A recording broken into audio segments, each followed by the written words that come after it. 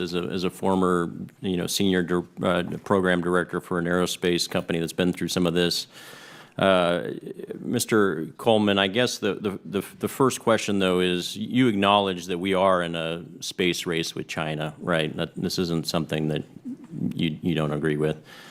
You acknowledge that in order for us to be competitive with China in this race, that we do need the commercial partners, and we do need to enable the commercial partners to do their jobs effectively. And obviously, safety is a key performance parameter in all of these programs, but time is also a KPP and something that we value as much as safety. Would you acknowledge that as well? Our fundamental focus is on public safety, national security, and foreign policy interests, and we look to make determinations as expediently as we can, recognizing that launch is important to our national security interests and our foreign policy interests.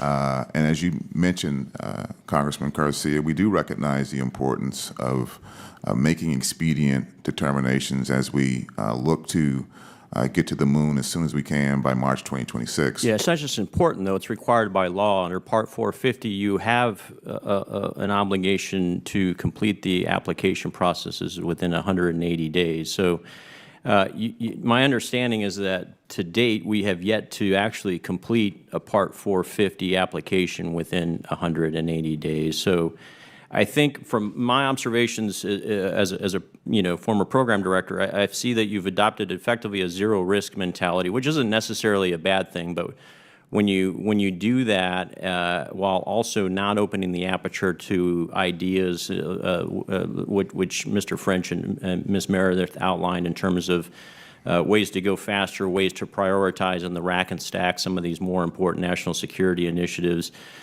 In accepting that zero risk mentality, you also accept and in part a zero success mentality and a zero responsiveness mentality, what I would call a zero customer service mentality and a zero closed feedback loop mentality with our commercial partners.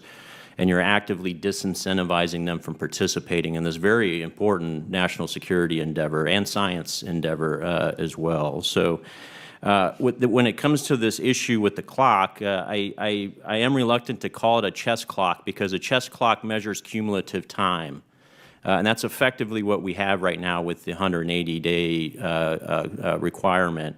I think we do need a shot clock because what's happening is you're sitting on documents from the commercial partners and waiting 30 days to get questions back to them or responses back to them, and it's when you go back to industry for answers, they respond within 24 or 48 hours, and then they give the responses back, and it's like a black hole. I'll look at Starship 5 license approval, which you had initially promised would be issued by September 17th. It then took about a week ago a shift of about 2 months to November 22nd, and then yesterday you shifted the overall readiness date to November 26th. And for this license modification, you're already just now 3 days away from violating the 180-day shot clock requirement. We've heard from companies in my district, around my district, that are literally spending 10% of their top-line revenue on this application process and the delays imparted by AST. So, I'm looking for answers here. I think you've got the wrong paradigm right now, and I understand the root cause and the head count and the funding is an issue. But as your appropriator and as your authorizer, we've fully funded your request. So the question is, what is the right? By the way, I don't like doing things outside the Appropriations Committee when it comes to funding. I think that's very dangerous. What is the appropriate amount? What is the head count needed to successfully adjudicate and approve Part 450 licenses by the time that is required, 180 days by the date of 2026, where all licenses will be needed under that construct?